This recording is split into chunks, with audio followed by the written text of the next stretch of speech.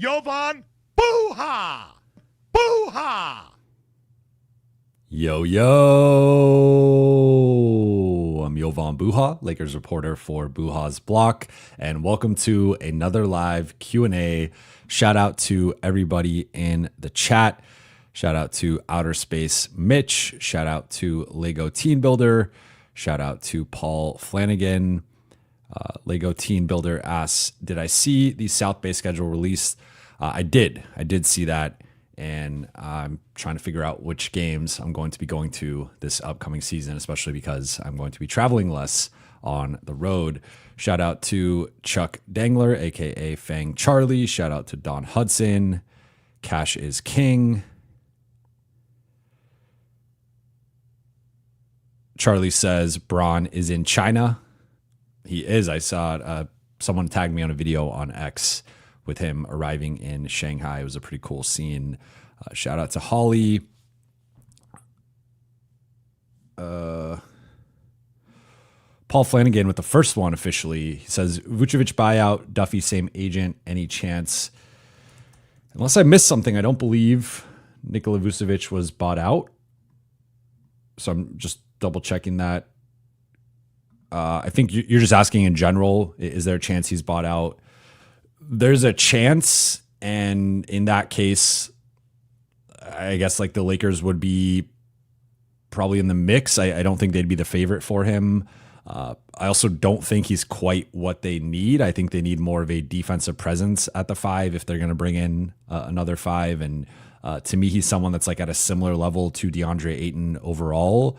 But I would rather have Ayton because I think Ayton's a better pick and roll finisher and just finisher in general.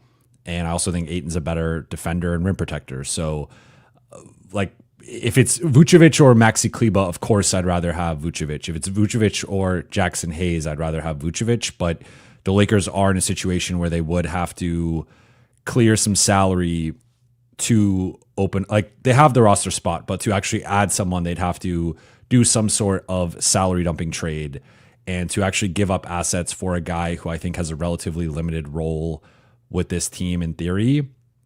Like he could be a 20 to 25 minute a night bench guy, maybe push that up to like the high 20s, but I don't really think you could play DeAndre Ayton and Nikola Vucevic together. I think it would, maybe there's some, you're playing Minnesota and they're going Gobert, Naz Reid, and maybe you can get away with it in that type of matchup, or OKC with Chet and Hartenstein. But unless a team is going with two bigs, I don't think you have the defensive foot speed there.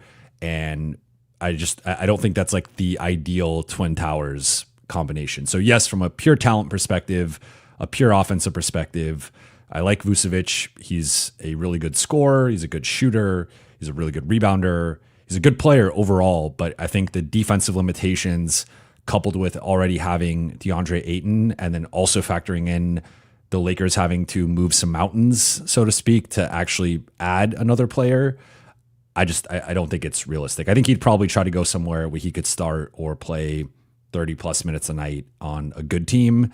I don't know what that team is or who that team is rather off the top of my head, but that is my thoughts on that. And a few minutes in now, but just so you guys know, I'm going to go about 45 minutes to an hour, just so we're clear on timing here, and I'm going to do my best to keep to that timeline as I did last live for like the first time ever. First super chat from Kevin. Thank you for the super chat. I think the Cavs will fail this season as too short, bad defensive guards. Mitchell, Garland won't work. They will work a sign and trade for LeBron around Garland. Make one last push. Braun gets his retirement tour in Cleveland. So are you saying this for this season, or is this for next season, as in like next offseason? I'm assuming if it's a sign and trade for LeBron, that would have to be next offseason. But I'm just trying to be clear on the timing here. If you're saying they're going to flame out this season and then next summer try to get LeBron, or is this some sort of deal around the February trade deadline? In general, I'm with you. Fail is a strong, like, I think that's in the eye of the beholder, whether you deem Cleveland a failure. Like, I think they're probably going to be high 50s, if not 60 wins again, especially with a more depleted Eastern Conference now. I think Boston is going to be a play-in team at best. I think Indiana is going to be a play-in team at best. So those were two heavy hitters in the East that are now, I think, completely decimated. Both lost their best players. Boston traded over half their starting lineup. Indiana lost their starting center and starting point guard. Like, they're just at a different level right now. So I think it's really just New York and maybe Orlando if they can gel in year one of Paolo, Franz, and Bane together. And then maybe if Giannis could have some type of Herculean effort in the East. But realistically, I think Cleveland is at least going to make the conference finals. And it's a matter of who are they playing in the conference finals? Is it New York? Is it Orlando? Is it Milwaukee? And can they get over the hump there and make the finals?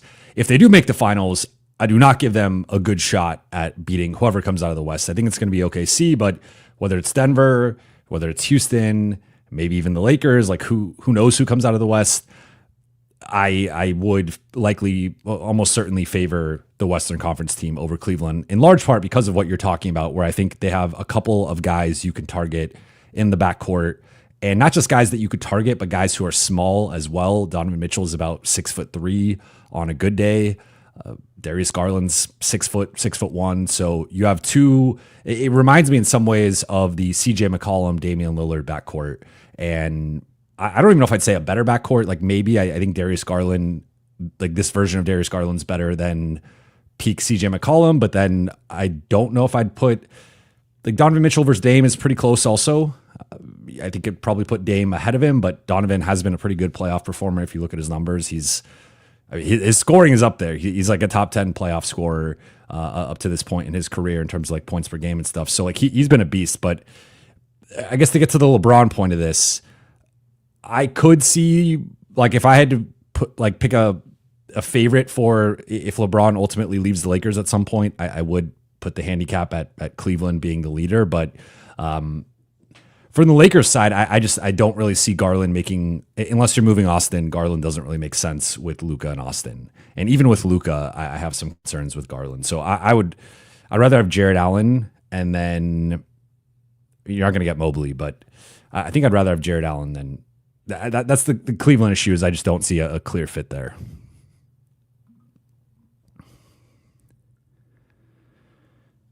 Choco Thunder says next summer LeBron is a free agent. Yeah, they said sign and trade, so you can do a sign and trade with LeBron, and then that would hard cap Cleveland. And they are, I don't know their cap situation for next season, but they are in that second apron mix. So if you do a sign and trade, you are hard capped at the first apron.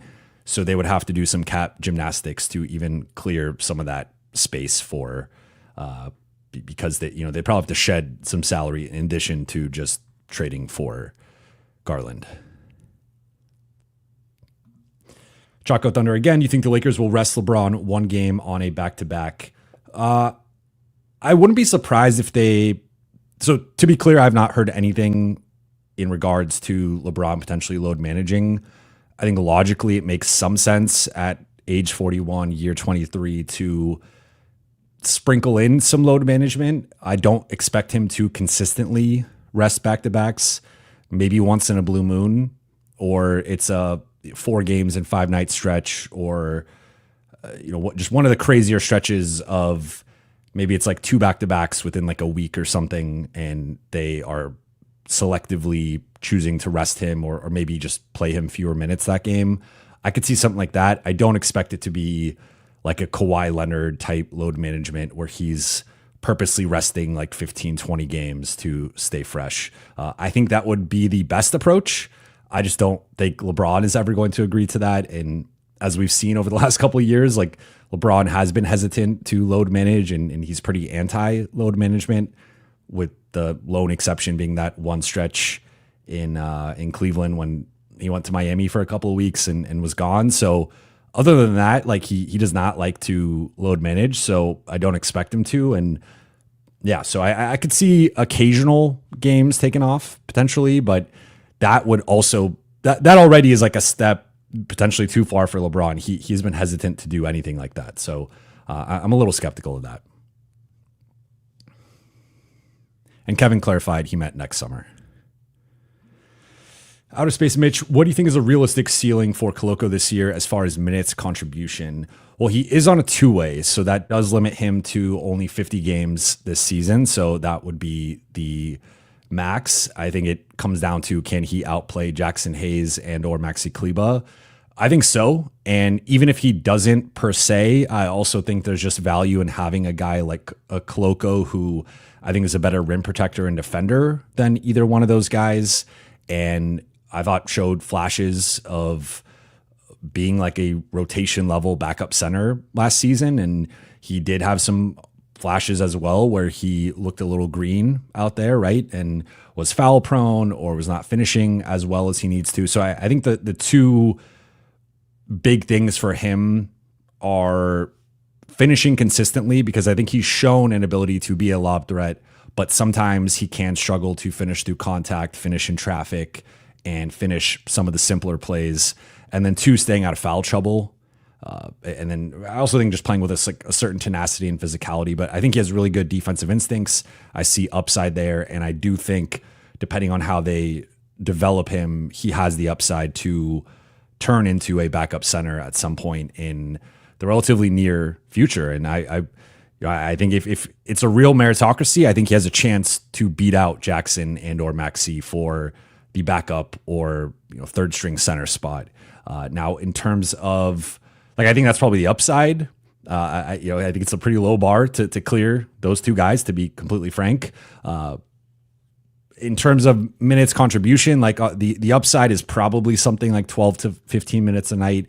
I don't see him playing more unless DeAndre Ayton is injured, in which point then you're completely revamping your rotation. But if DeAndre Ayton is healthy, I don't see realistic scenarios in which Koloko is playing more than 12 to 15 minutes a night. I expect the Lakers to have multiple looks at backup center. I think Kleber is going to be in the mix. I think Jackson's going to be in the mix. I think there's going to be some small ball in the mix. They're not going to go from playing 30 minutes a night of small ball to 0 minutes a night of small ball. This is something that Crangus and I spoke about on our episode where we broke down the Lakers rotation and lineups, and it feels like there's got to be some happy medium, and the happy medium is probably 10, 12, maybe 15 minutes a night of small ball. It's not going to be 30, but I don't see it being 0, and even 5 feels a little low. So I feel like maybe 10, 12 minutes a night of small ball. So you go through that exercise and already you're kind of at where the minutes for a guy like a Koloko, even for Jackson versus Maxi, it's unclear how that's going to shake out. There's been some Maxi buzz that I've spoken about a few times in terms of he was the guy that JJ turned to in game 5, coming off of a multi-month absence and elimination game. And he throws him out there for 2 shifts, including in the fourth quarter, while the Lakers season is on the line. So that's got to mean something. He's got the pre-existing relationship with Luka. He's been in the conference finals and finals with Luka.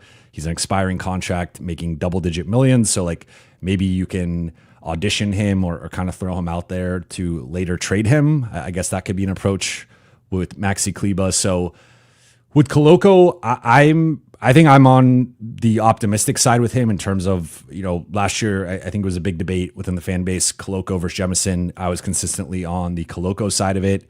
That seems like he seems to have won out that battle.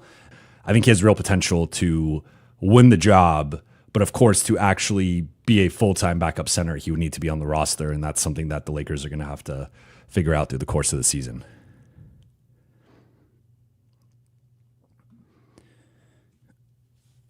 Ibrahim asks, would you do PJ and Derek Jones for Rui and Gabe? I'm not sure who you mean by PJ, because Derek Jones is on the Clippers. So I don't think you mean PJ Washington and Derek Jones, because they're not on the same team. I just looked at the Clippers roster. There's not a PJ, no more PJ Tucker. So if this was PJ Washington and Derek Jones, yes, I would do that for Rui and Gabe in a heartbeat. But those guys are not together. I would like either PJ Washington or Derek Jones on this Lakers roster. I thought both guys had very productive moments next to Luka during that 2024 finals run, but they're not on the same team, and I don't see realistic. I don't see the Lakers and Clippers trading together anytime soon, especially after the Zubats trade.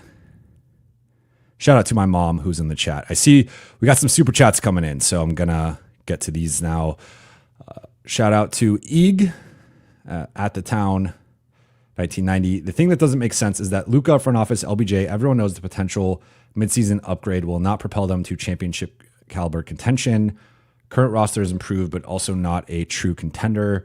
Feels so much like an in-between year, threading the needle between now and the future, which we know doesn't work. My educated guess, LeBron is very unhappy and public pressure / tantrum, adding more pressure is coming. Thoughts?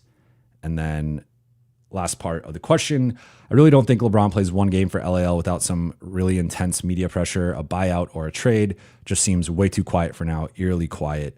What do you think? So this brings me to, I appreciate the question, and you always ask very thoughtful and in-depth, multi-part questions, Eeg. And as someone who appreciates depth and context and nuance, like you always bring it with the super chats. This brings me to the LeBron commercial, which I was just listening to Zach Lowe, who just came back from a multi-week absence, and he was talking about the commercial. And I agreed with his analysis of it, of like, it does kind of feel like LeBron is almost hinting that this is his final season, and that's just pure speculation on my part. But based on that ad, and I'm not going to get into, I know it was a lightning rod of a commercial, and I'm not going to get into all that, but just like the context of the commercial and the tone of it, it felt like that was kind of teasing this is potentially LeBron's last season.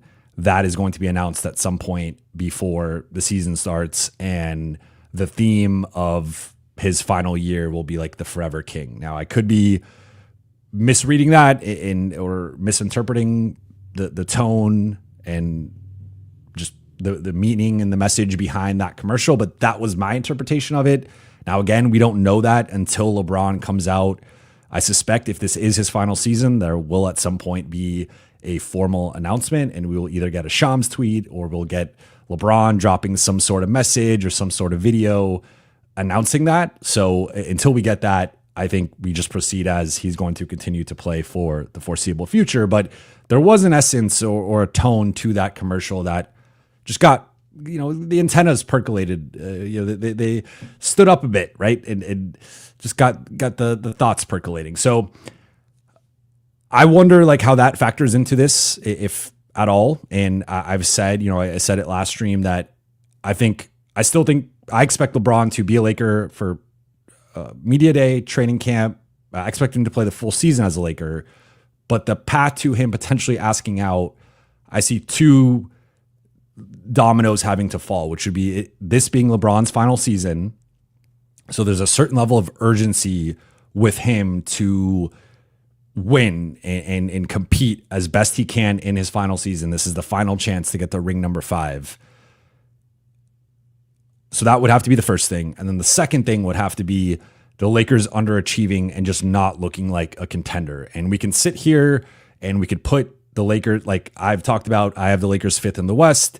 I have them in that second tier in the West behind, under OKC and Denver, and in a class with Houston, Minnesota, and the Clippers. And Golden State, I had at the back of that tier. I'm not quite sure. We'll see what happens with Golden State in this whole Kuminga situation. But somewhere in that middle tier, middle top, like upper middle tier with the Houstons, the Minnesotas, and the Clippers.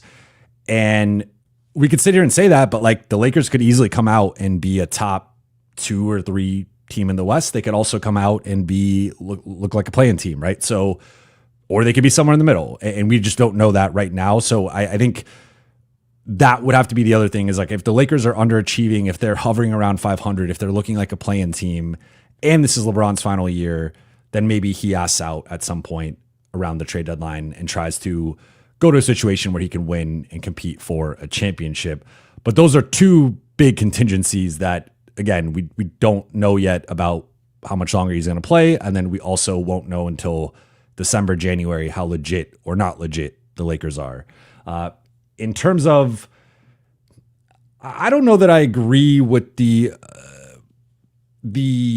point that there's not a trade that could propel them to true championship contention.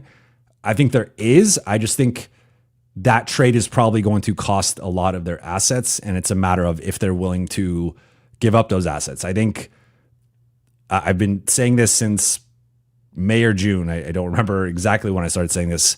If you put Rui, Dalton, and the first on the table, you are going to get some sort of notable upgrade. I refuse to believe that the Lakers cannot put those three assets on the table and find an upgrade to that spot of like the fifth starter or like best bench player type role, and that player replacing Rui. But is that enough? I don't know, right? And I think a lot of things got to hit. You need DeAndre Ayton to hit. You need Marcus Smart to hit. You need Jake LaRavia to hit. You need MVP Luka. You need LeBron to maintain second team, third team All-NBA production. You need Austin to be at least at the same level, if not take another step. So there's a lot of things that the Lakers need to get right, and they need to stay healthy. So those are a lot of ifs. But if those ifs, there is a scenario in which a lot or most of those ifs happen, and if that happens, then I do think the Lakers, with the right move, can get to that OKC, Denver, Cleveland, New York, upper echelon, top 4, top 5 team in the league. Now, again, I think it's going to be an expensive price to upgrade the roster to get there. And there's no assurance that they're even willing to pay that much, because as of now, they have been reluctant to part with most of their primary assets. And look, we've had this conversation before. I had a similar conversation last summer. I had a similar conversation the summer before. So we can sit here and talk about whether the Lakers are willing to give up a first or not. Obviously, they gave one up for Luka Doncic, but I don't see a player of Luka's caliber being available, and they don't have an Anthony Davis and a Max Christie to trade in that type of deal. But I don't know that. I mean, I don't want to speculate on how happy or unhappy LeBron is. I think clearly he's not like super happy with the situation, but I don't know if more pressure is coming. Like I could see that, but it feels like the temperature has kind of died down a little bit on that. And again, maybe he announces it's his final season, and then that comes with more stuff that more pressure in that way. But for now, I'm operating as if he's just going to be here this season.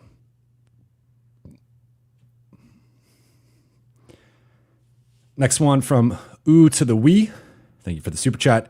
Call me crazy. Adou might get real rotation minutes and have an impact, at least as a cutter / rim finisher and possible lockdown defender. Just maybe.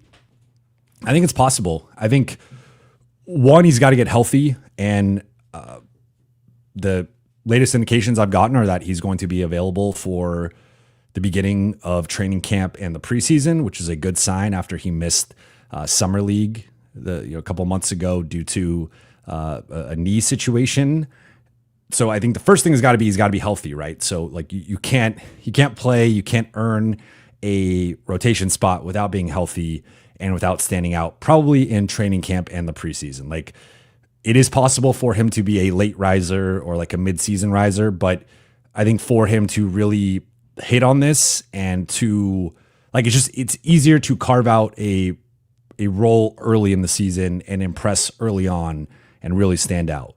And I will say he has something that really no one else in the rotation has, which is he's just this freak athlete who it just can like do some ridiculous things on the floor. And the jumping ability, the speed, the quickness, the strength, the ability to play, kind of function as a big offensively, but then I think he could fit really well in small ball looks where he could be one of the three front court guys, LeBron, him and Rui, LeBron, him and Vando. I see the vision, and I think JJ is going to really like his skill set.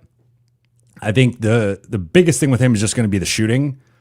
And right now his jumper is a work in progress. And I think if you look at, I mentioned Vando, like if he is kind of like a worse version of Vando, maybe like a more athletic, but overall worse or like less impactful version, then I think Vando is going to be ahead of him and obviously play. And like they just, it's going to be tough to find minutes for, like, I think already if we're looking at this roster and some of the weaknesses, I think two weaknesses jump out immediately, especially with the supporting cast.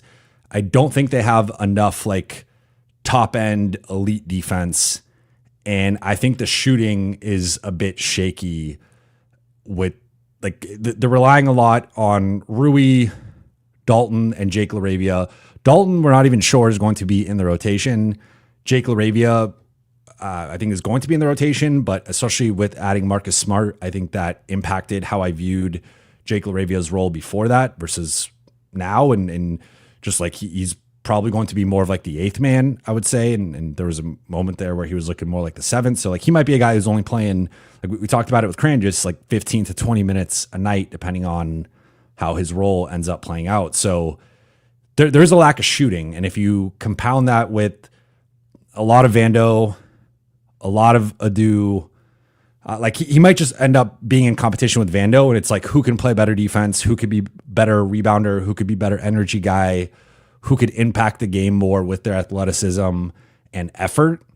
And he could win that battle, to be completely honest. Like, I think Vando's defensive ceiling is higher, but we've also seen Vando impacted by injuries the last couple of years. I think his athleticism has slipped a bit. The finishing has been an issue. So if Adou could come in and just be like this shot of espresso in like on the floor, and he's just diving for loose balls and he's getting offensive rebounds and like tip dunks and he's getting out in transition and he's picking guys up 94 feet and he's just being like a menace out there and very physically imposing, I could see it. So I do like it's interesting. I think there are some spots in the rotation that are still, I really think like the top six are locked in and then everything else is kind of up for how things play out. And maybe we talked about, again, the small ball looks a little bit earlier, like maybe the 10 to 15 minutes includes him being in there.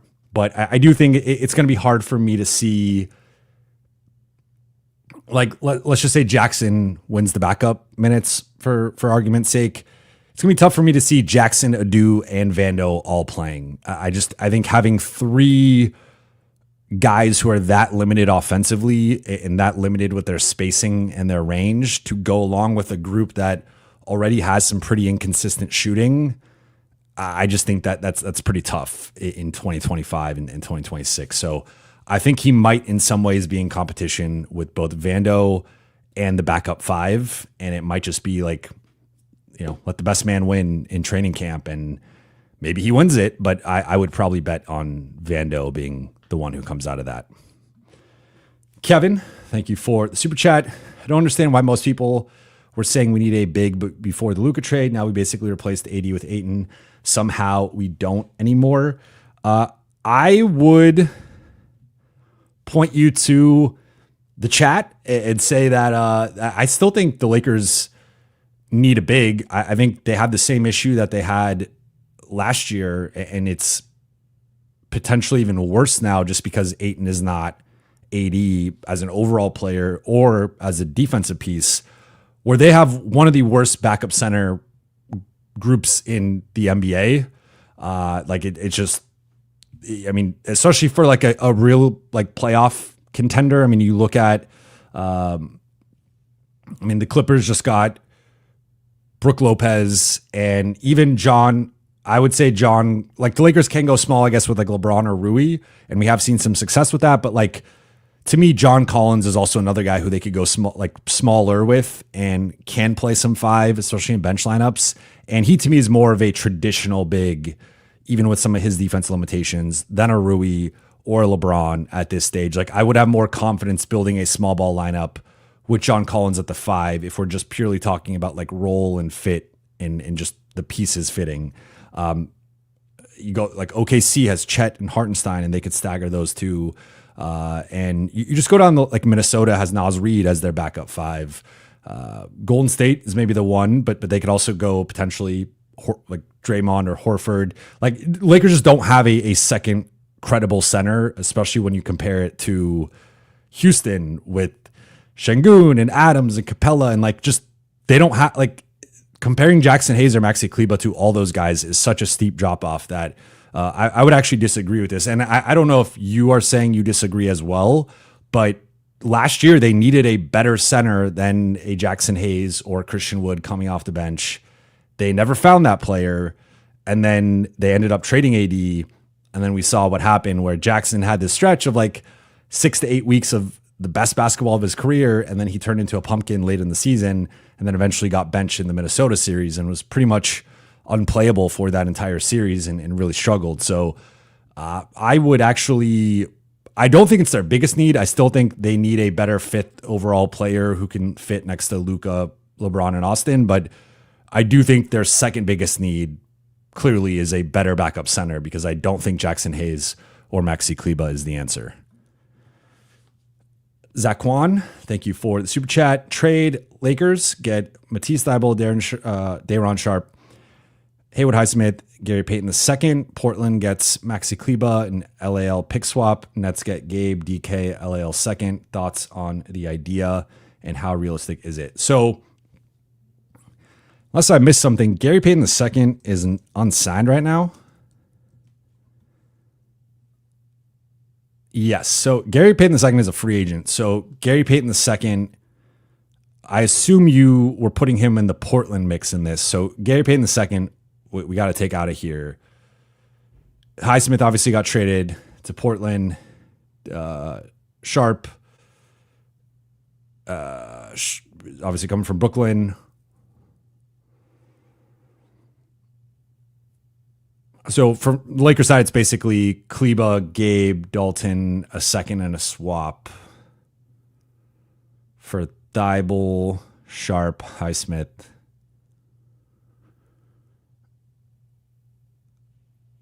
It's interesting. I think from a player perspective, I'd rather have the players that the Lakers are getting. Swap is...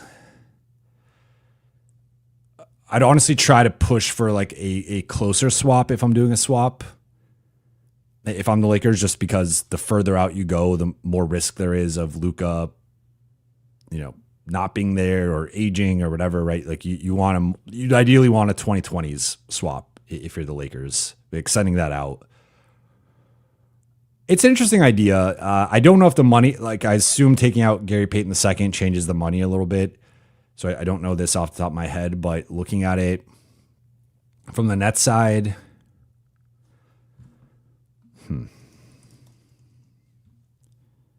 sorry, Highsmith is on the Nets, not the Blazers.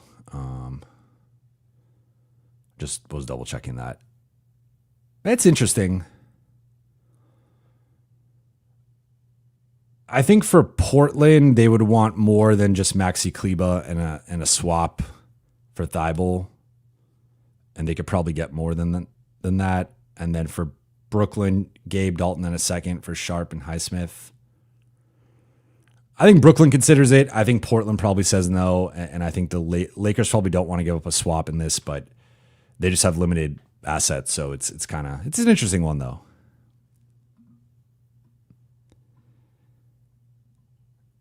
I'm Not Forsaken says good morning from this side of the world. Good morning. Shout out to the early morning gang. Shout out to my mom as well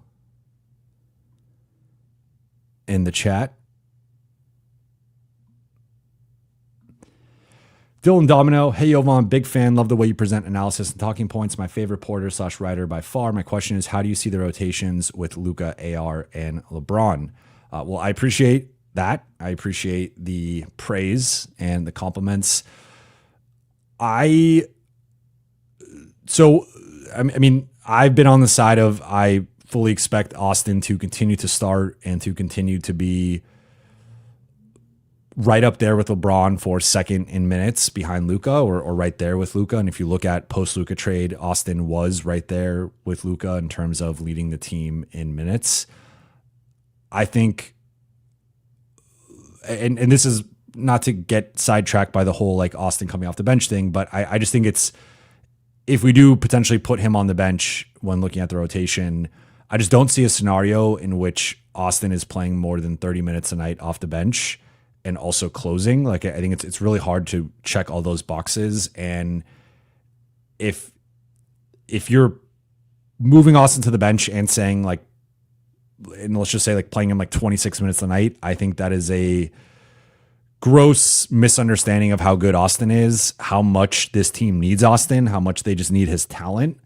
And that is marginalizing one of the best players and most talented and productive players on the team in a way that I just don't think makes sense. Like, I don't think this team has the talent and the offensive chops and the playmaking to just replace that and be okay. Like, I think this team hits its ceiling as currently constructed if Austin is hitting his ceiling. And if he doesn't, then they're not.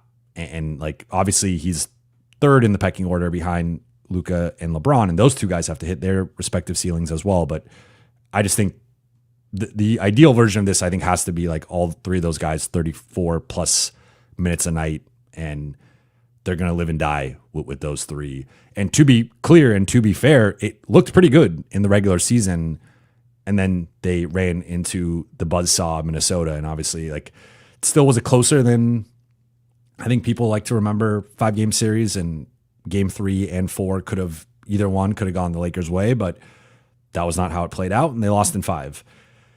Now, I think there's going to be a couple versions or multiple versions of this where I think you're going to have these three starting first and third, closing second and fourth, and then I think in the middle you're going to have probably Luka-centric bench lineups, and then LeBron and Austin-centric bench lineups. I think one thing we saw progressively throughout the course of the season that JJ and the coaching staff realized was that LeBron needs a little bit more help offensively in some of these bench groups, and you can't just throw LeBron out there with 4 Banshees and expect that lineup. Like Luka and the Banshees was kind of hit and miss at times, but Luka could support the Banshees.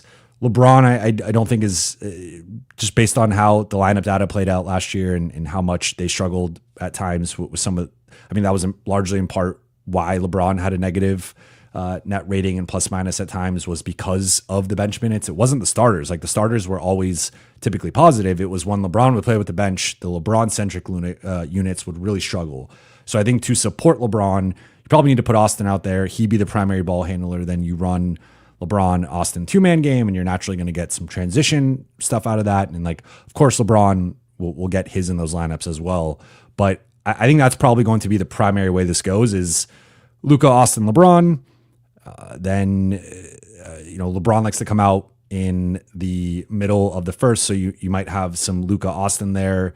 Then maybe Luka exits to close the first, and then you bring back LeBron and you're closing with Austin, LeBron. Then maybe both guys are out to start the second, and you're going with like the Luka-led group. Then Luka comes out for a little bit. It's Austin and LeBron. Then Luka comes back, and you're closing with that. And like that's maybe how the rotation goes, or some version of that. But I do expect them to. I think you got to stagger them as much as possible, and that's the sweet thing about having 3 primary ball handlers like this is you can find. There should not be 1 minute, as long as these guys are healthy. There should not be 1 minute that the Lakers play next season that's not garbage time without one of these 3 guys on the floor, and ideally 2 of them, but at least one. So that and if you have one of these guys on the floor, you have an elite playmaker running your offense, and I think that is one of the Lakers' biggest advantages. And if we look at how this team hits its ceiling, it's got top end talent, Luka and LeBron, 2 top 10, top 15 players at worst.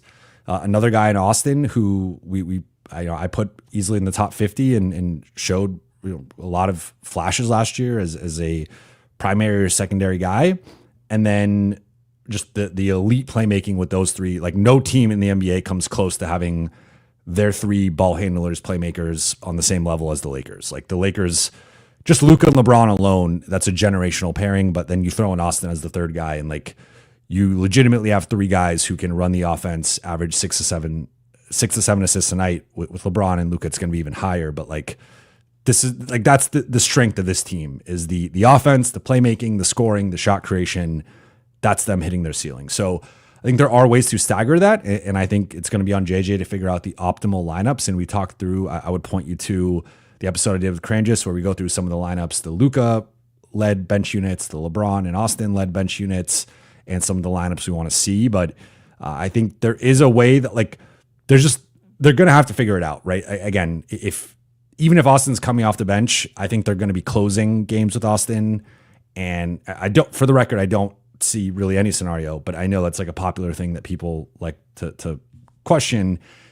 If he is coming off the bench, they're still going to have to figure out how to close games because Austin's going to be in the closing lineup, even if he's coming off the bench. If he's playing this Manu Ginobili role that people want him to play, that means he's going to be closing, and they got to figure that out, and they got to figure out how the offense works. So I do think there still are some questions about how this offense can function at its highest level. And then of course, on the defensive end, how they can supplement this trio with Ayton and Smart and Rui and LaRavia and Vando and Gabe and maybe Adou, Thiero, and like just how that's all going to look and work and function. But I do expect them to play a lot together.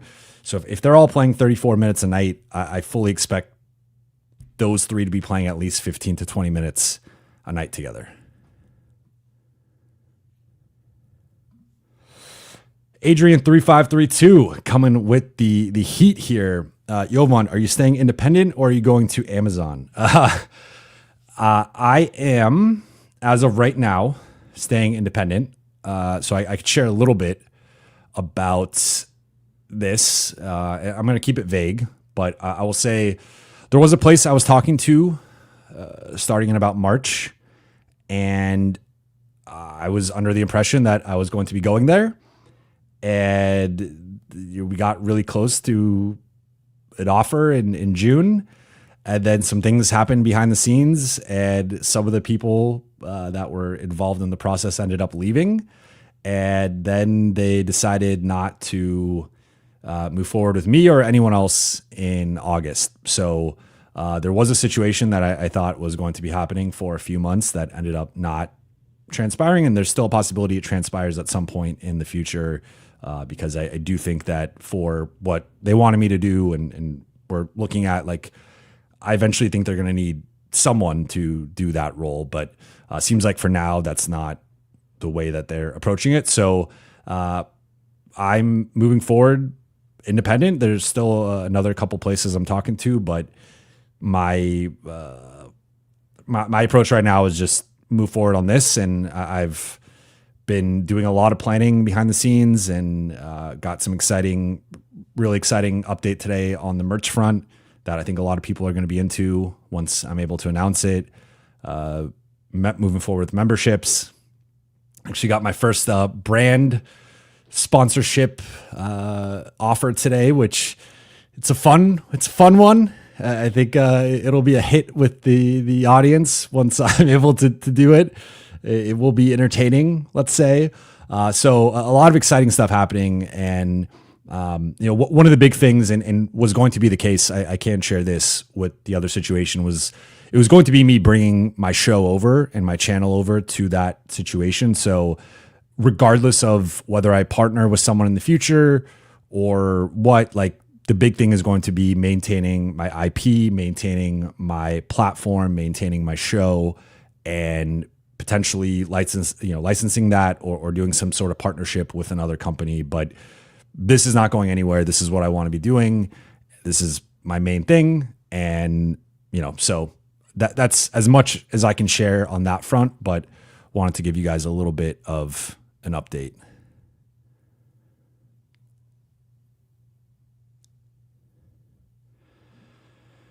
MX with another heat. You guys are just coming back to back with the heat here. Asking why do you and Erwin get so much hate on the Lakers subreddit? So I think Anthony's actually in here. He said, who's your favorite bar-themed Lakers podcast? It is Lakers Lounge, as Anthony is in the chat. I'm not going to speak on Anthony's behalf, and he could speak on whatever, like his perspective on this. I'll say this, and I don't know how many of you are on Lakers Reddit or whatnot. I came to my attention probably like 6 months ago or so that there is a subsect, a large subsect, honestly, of Lakers Reddit that does not like me. And I think in reading some of the threads or some of the comments or whatever, my view of the situation is that I primarily get brought up there through aggregation. And if you guys have been listening to the show at all for any period of time, you know my thoughts on aggregation and being clipped and taken out of context. And so I think one thing that someone I follow said a couple years ago that I think really rings true with just content creation and online stuff is like, you can't control how people consume you or first consume you or how they see your name or whatnot. And I think a big thing is if you only consume me through aggregation and rumors and it's completely devoid of context of oftentimes I'm speaking about these things because I'm asked directly by the audience. There are times where I will report something or I will bring something up, but oftentimes it's you guys ask me a question and I do my best to answer it as honestly as I can. But a lot of times it's presented out of context or as if like I'm just saying something out of thin air or it's just devoid of the situation. And if you only consume me that way, you're going to think that you're going to have a certain perception of me. And I think, and I've seen some of the comments defending me or whatever, and that's often been like, if you actually listen to Jovan, that's not how his show is, or that's not like the stuff I get aggregated on is like 5% of my content. The other 95% of my content is actual basketball analysis and talking through rotations and lineups and strategy and other stuff that isn't as sexy to aggregate. And there will be stuff I'll talk about where I've heard this or I've heard that. And because it's not a transaction or something, that doesn't get aggregated. That doesn't get the same level of attention. So if you're only seeing me in a Reddit thread as Buha says this is going to happen, or the Lakers are trying to do this, and that's how you consume all my work, then like, I get why you might not like me. I get why you're going to think X, Y, Z. But if you actually listen to the show and listen to the way I analyze things and break things down, then you know that's not actually what this show is. Like, I don't do clickbait. I don't do clickbait titles. I try to refrain from clickbait topics, and anything I say that is sourced, and anything I say that like it's just I don't feel the need to defend myself, but it is something that I've found interesting because I do think if you only see me in a thread or a forum and it's all these rumors and stuff, you think that's what I'm trying to do when you actually consume my content, 5% of what I talk about is rumors or me sourcing or speculating on stuff. Eeg, thank you for the super chat. Last one. Appreciate you and won't hijack the chat. My thinking is you have to consider LeBron's career arc and story. Life isn't a Pixar film, but LBJ retirement tour in Cleveland, Phil storybook. You, me, Rob, this chat. Lastly, Bizman to Bizman. Do what's best for you and your fam, but if you could avoid talking gambling money in the space would be great. Hate DK, FD, all of them ruining sports and society. Feel strongly there. LOL. I'm not. Look, I'm not going to say. I'll say I don't gamble, and I don't want to tell people how to spend their money. So that is one of the big things that, as I've started to go into brand deals, I'm not interested in that. I don't want to say I would never do anything in the gambling space, but I would say I'm like 95% never want to do that. So if you gamble, there's no judgment, or I'm not anti-gambling. Most of my friends gamble. It's just, I also feel weird as someone who has an awards vote, I'm not supposed to gamble. Right. So, and I'm not supposed to gamble specifically on awards, but I feel weird, like talking about the NBA, covering the NBA, being in the locker room, being around people, talking to players, talking to agents, talking to GMs, and then being like, I'm gambling on all this stuff. Like it just, some people can do it, right? And there are people in the space who do it, but that's just not my MO. Also, I missed the second part of it. You said we can agree LBJ, LAL tenure has been a bit awkward in terms of fan acceptance. An LAL retirement tour, my gut is telling me doesn't compute given LBJ's history in being willing to break molds. No question here, just a rant. I get it. I think the one thing I'll say with LeBron and I think LeBron is calculated, and clearly there was an intent behind releasing the statement, right? Because no one else like you might do a tweet, you might do an Instagram post or something, but no one else was in the same situation as LeBron and released this statement about like your future and if it makes sense and how competitive the team is and all this stuff. Like, he did not need to release that statement. He chose to release the statement, is what it is. But I still think that if he really wanted to be elsewhere, like I don't think he'd be I think he's going about this the wrong way. And I do think he's smart enough to know the optimal way to go about this. So I think he made his initial stink or, cryptic, whatever that was. And since then it's been quiet, and that doesn't mean it's not going to change at some point. It certainly can. But I think for now I'm operating under the assumption that he'll get some questions at media day, and I'm sure there'll be some news coming out of media day about whatever LeBron says. And again, we don't know if he's going to announce his potential retirement or this season being his final season. But I don't know. I get what you're saying. I just think if he really wanted out, the time to push would have been earlier in the offseason. And that doesn't mean that he's not going to push to eventually be out. But I just think it's a lot more complicated right now than than if he did it earlier. Kevin said, instead, Jake, we should use that money for Dayron. I think they should have traded for Dayron in the DFS trade, but that's a whole other thing. My mom says, sending Jovan good vibes to continue, so he can continue to bring everyone this great content. P.S. Dragon is finally in the chat. Please hit the like button and share. Yeah, let's get those likes up. Let's get those subscribes up. There's only 40% of the audience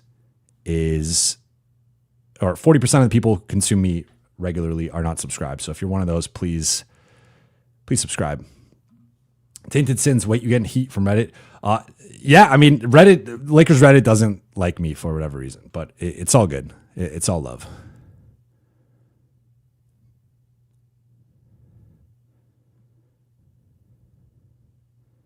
I'm not catching up.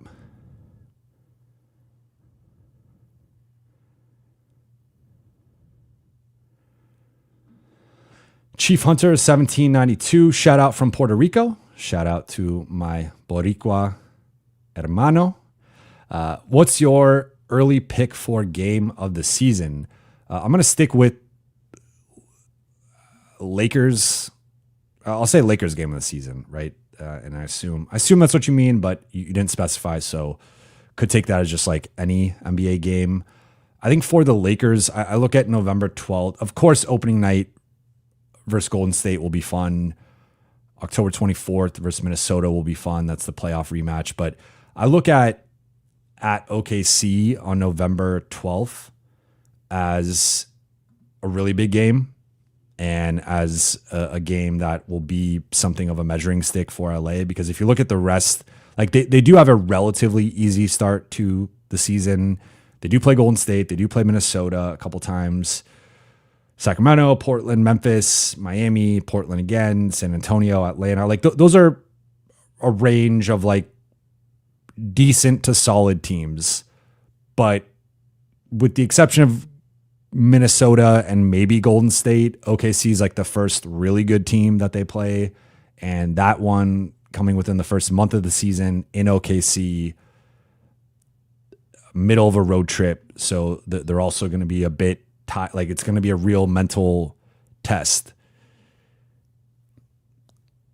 I think that's my one that, and it's also 3, 6, 12 games into the season. So yeah, I think that's a big one.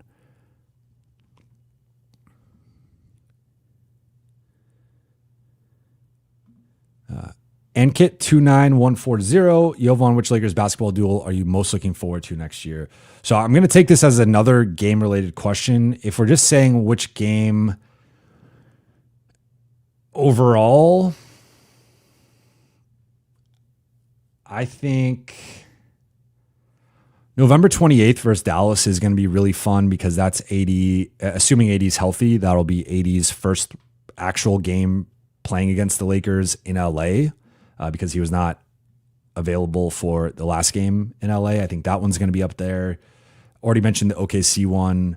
I think Christmas against Houston, that'll be a big test on a national stage. That's when a lot of people a lot of casual fans or even just football fans start to tune in to the NBA. And I think that's a big game for the Lakers, a big statement game in terms of you're now 2.5 or so months into the season, and you're typically around like the 30 game mark, and playing a team like Houston, who was one of the only two teams to finish ahead of the Lakers in the standings. They added KD. They got better on paper going into next season. Like, that's going to be a real test. I think that one's up there. I think that stretch, honestly, the entire stretch from the February and March stretch again is pretty brutal. I think there's a Denver game in there, like this stretch of like Denver March 14th into at Houston March 16th, at Houston March 18th. That's a really big stretch with less than a month left in the season. So I think there's some pretty big games. Also an OKC game on April 7th.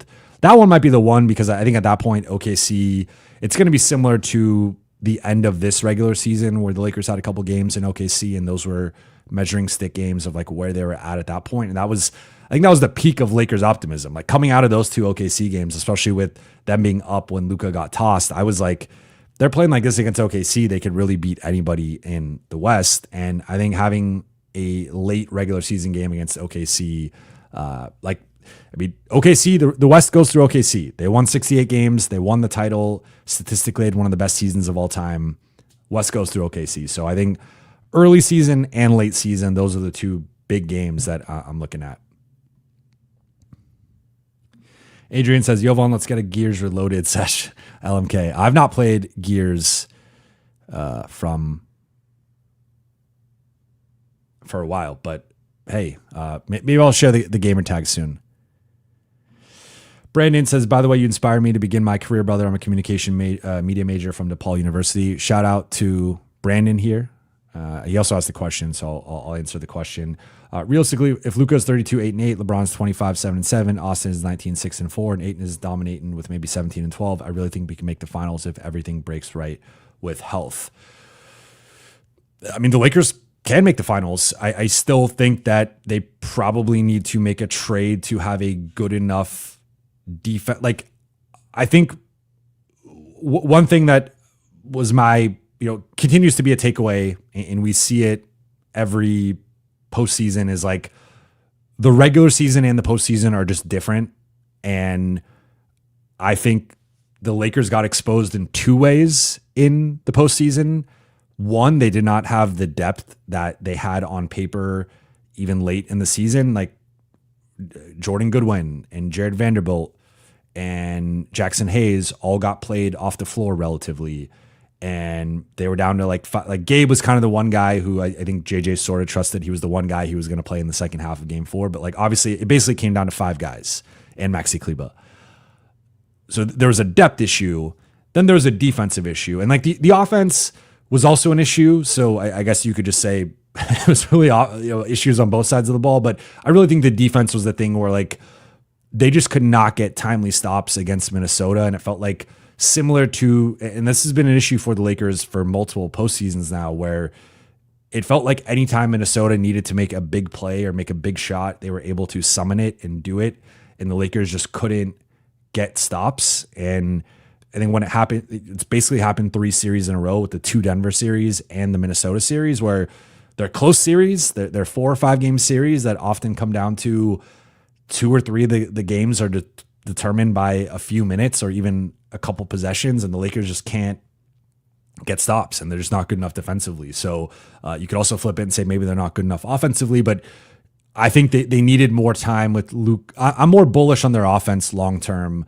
Luka, LeBron, Austin, I think they're going to figure it out. I think that group can be a top 5 offense together. It's the defensive end that, I feel like as constructed, they top out as like an average defense and probably are a below average defense. And that's just not good enough to win a championship. So I do think, like, I'm with you. I think all 4 of these guys are going to be productive. I think they're all going to put up numbers. And I think when those 4 are together, it's going to be an elite offense that probably performs at like a top 5-ish level. it's really a matter of just how good are they defensively. Because even if they are putting up these numbers, if they're not getting stops, it doesn't really matter, right? So this is where Marcus Smart and Rui and Vando and Gabe and Jake LaRavia and all the supplementary guys, like how well they can defend and stay on the floor and provide real depth is going to be key for the Lakers. Going to go a few more minutes here, and then I'm going to wrap.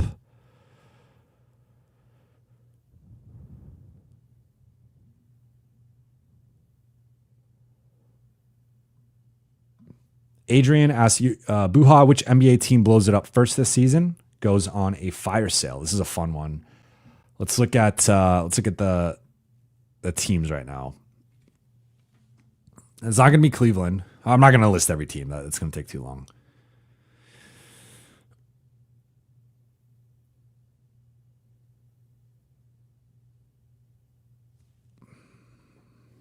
I think in the East, if I had to pick in the East, I'm between.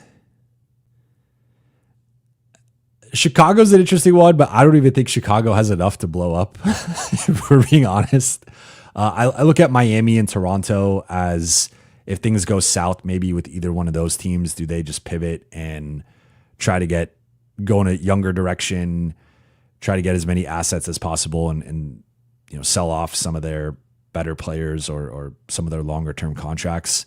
And that's where a guy like an Andrew Wiggins could shake loose, or in Toronto, they have a lot of guys I think could help a playoff team in a certain context. In the West, I look at Sacramento, Phoenix, and New Orleans as the three. If I had to, I think Sacramento is they're going to be pot committed to just being a play-in team. So I look at probably more Phoenix, New Orleans, and Miami would probably be my three picks.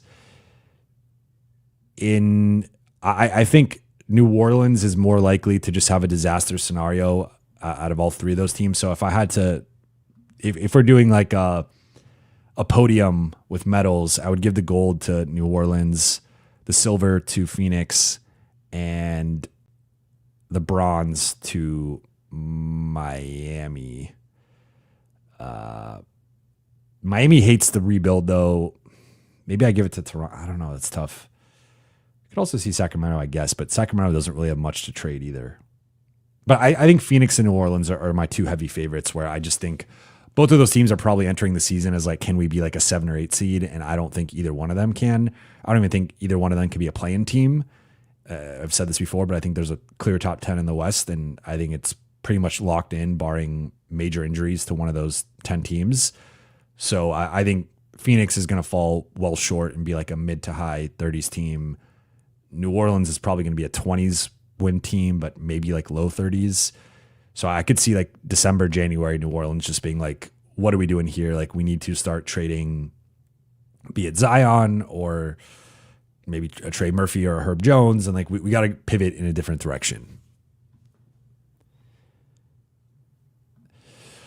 90-8. Yeah, Suns got nothing to trade. I do think the Suns got some interesting role play. Like I mentioned last show, like, does Dylan Brooks become available? That's someone who I think if you put Dylan Brooks on the trade block, like, I think you're going to get some offers, and he's a guy who could start or be a key bench piece for a lot of teams. So I think I don't necessarily see them trading Devin Booker or Jalen Green. And it seems like those are now the two guys for the future, but they have some like Dylan Brooks, Royce O'Neal. Like there's different ways to blow it up, right? Like obviously, I think the traditional way to blow it up is literally just a fire sale. Everyone is getting, and I think that's more of a New Orleans situation.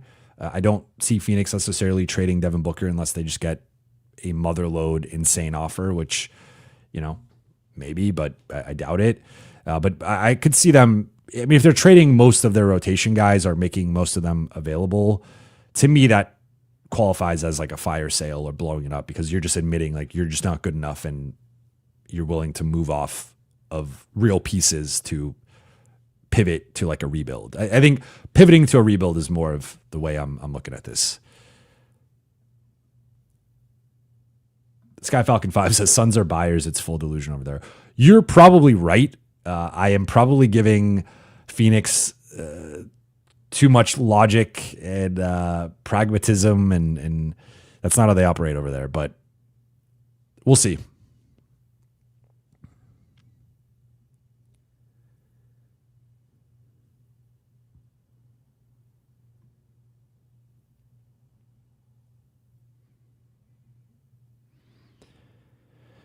$98.28 said later, not now, and then he said something about my purple light. I'm trying to keep up with what he's saying in the chat.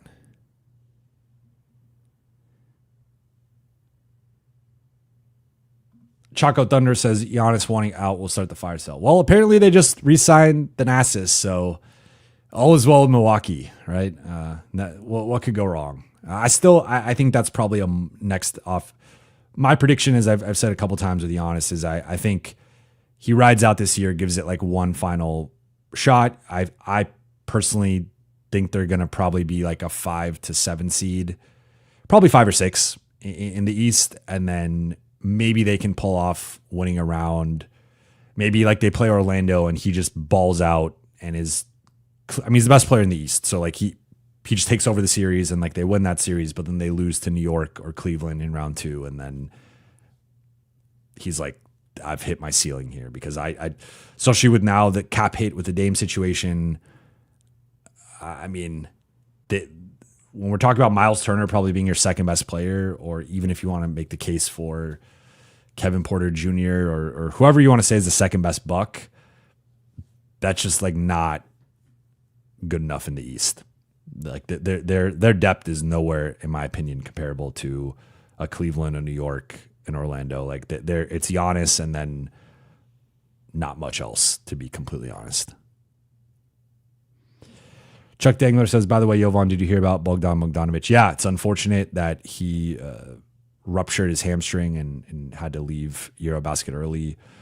Still hoping Serbia is able to win gold, but we shall see.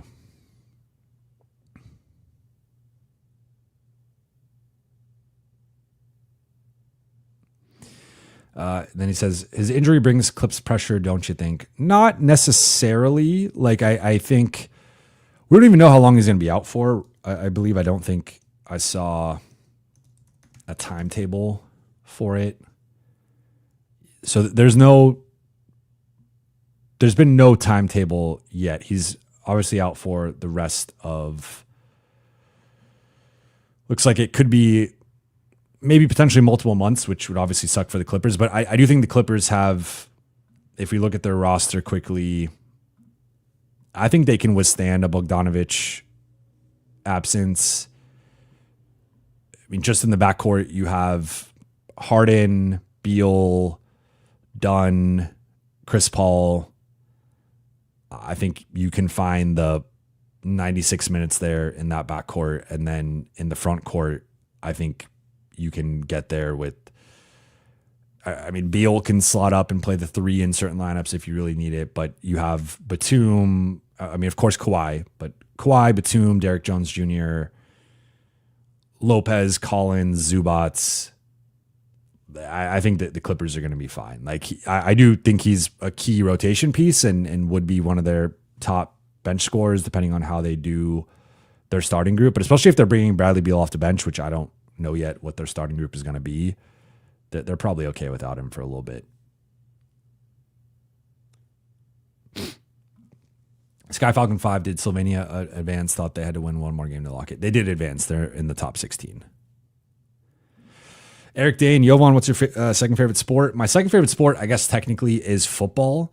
I'm really into fantasy football. I mentioned that on the show where the mailbag where I shared a bit of personal stuff about me and kind of took you guys behind the scenes with that. But I would specifically, I don't know if you consider fantasy football a different sport than football. Obviously it is football, but like if I had to cover another sport or like another something other than the NBA, I would pick fantasy football. I'm very passionate about it. I had 2 drafts this weekend, one on Friday, one on Monday. Love my Friday team. Love my Monday starting lineup. My bench is more upside, and we'll see if some of those guys hit. But yeah. And I'm going to end it on this one. This is a perfect one from, is it, I said it earlier, but Enkit? I probably just butchered it, but I'll say Enkit. When's the private Q&A stream, and does XP stack if we join subsequent Buha's Block live streams, or is it reset? I'm not sure what you mean by the last part of that. If you want to, it says the A sounds more like a U in my name. So Unkit, like that. Did I Unkit? Is that? Let me know in the chat if I'm saying it right. But so private stream, this is important for those who took the Buha's Block survey. Today is the final day to take it. If you have not taken it yet, I posted about it. I can put that in the show notes, but today is the final day to take it. So for those who take it, I will be doing a private, smaller Q&A with just the select people who ended up taking the survey. And I think we're at around 250 people or so. So maybe we'll end up splitting it into a couple of them, but have not decided yet. But I will likely be doing it. My assumption would be next week. I got to figure out a day for next week, but we'll be posting the time soon, and they'll be contact. You filled out your email, so Odyssey, who ran the survey, is going to be reaching out to everybody who participated. But that's a really good way to end it. Twisted9 says XP resets every live stream. So I don't even know what XP is. When you say XP, it gets me thinking Fortnite, and that's where my brain went. But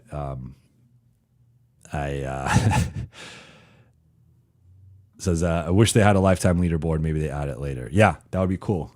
Because I recognize most of you. Like BC would be someone who's in there.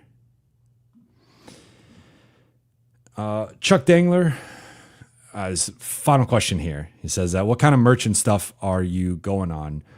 So I'm going to be doing, there's this company called Fourth Wall that does a lot of creator merch, and it's cool because they create it from established brands and companies, and so like the quality is good, and they there's several top creators that I kind of looked into that each have their own storefront with them. So then you design it and then you post it in your storefront. But I'm going to be collabing with someone that I'm really excited for to be making some of the merch, and that will be something that I can't announce yet, but we just had a good conversation today, and we're going to be moving forward with that. So once that's something I have a clear timeline on, I can announce that. But planning on doing like t-shirts, hoodies, shorts, sweatpants, mugs, stickers, and maybe hats. Like if there's anything else you guys want, let me know. I would love, obviously I want it to be a collaborative thing where you guys, I make stuff you guys want, but I'm excited about the collab. I think it's going to be something that's going to be really cool, and a lot of people are going to be into.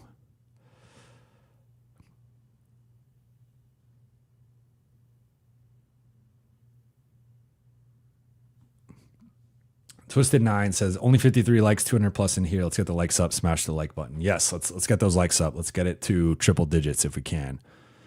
And then final one. Here we go. I'm going long. 5 minutes turns into 15, 20 minutes. This will be the final one. Do you believe team? This one is from Ernesto. Thank you for the question here. Do you believe a team in the West can fall off much like the Sixers did last year? A team with high expectations. I'll look at the West standings just to think about it.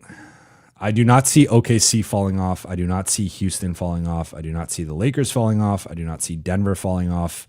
The Clippers I could see falling off just due to injuries, be it James Harden or Kawhi based on their age. But they also, they won 50 games last year with Kawhi missing a bunch of games. So they should still be in the mix. Minnesota, I think something would have to happen to Ant, but for now I'll say So I guess looking at the by process of elimination, I guess Golden State is the team that their three best players are all going to be 35 or older next season, and the depth right now is a real concern, and we don't know what's going to happen with the Kuminga situation, and it's just been a really weird situation all summer. I think the low hanging fruit is probably Memphis, where I'm pretty out on Memphis, and I think they'll probably be a play-in team, but I could see Memphis having a bit of a fall off next season. I don't know if anyone like Philly was a special concoction of like so many injuries that, of course, even with the Lakers, like if you had Luka, LeBron, and Austin all injured, they're going to be pretty bad. But like, Philly had injuries to their three best players, to say nothing of a guy like a Jared McCain or fourth, but like their top four players were all injured for extensive periods of time. If you take off the top four players of basically any team in the West, they're going to suffer that. So I'm more looking at like teams I think could fall off below expectations, maybe partly injury related, but just also partly based on their players taking a step back or them not having a certain level of depth or whatever. But if you apply the Philly injury luck to any team, I think, and that's not to absolve, like I think Philly clearly was going to underachieve even if they were healthy, but it certainly did not help matters that their four best players were all injured for large stretches of the season or at various points of the season. So, but I'm going to wrap here. Appreciate you all for rocking with me for about an hour 15. I will be back later in the week. I think I'm going to be doing a Luka film breakdown, going over his Eurobasket performance and what we can take away from it, what can apply to the Lakers. I think there's been some interesting stuff with him as a screener and him playing off the ball a little bit that we can potentially apply, and just ways he can play off of LeBron and Austin. Also some of the defensive stuff. He's been blocking more shots and I think been more of a playmaker defensively. And then also him attacking off the dribble and him attacking closeouts and attacking pick and roll coverages. And I think just having a little bit of an extra pep in his step and just being a little bit quicker that I think could pay dividends for the Lakers offense next season. But I'll be back later in the week with that, and then potentially either another live, or I will have another episode of some kind. This is a weird time for content, but I've just figured go live and let the audience ask what they want to ask and answer the questions that you guys want answered. But appreciate you all. For those watching on YouTube, please be sure to hit that subscribe button, turn on channel notifications, and like and comment on this video. Let's get those likes up. Let's get those subs up. Again, 40% of you watching are not subscribed. So please be sure to hit that subscribe button. And then for those listening on Apple Podcasts, Spotify, or your podcast platform of choice, please be sure to follow, download, and leave a 5-star review. I'll be back later in the week. I'll talk to you all then. Shout out to the Late Night Gang.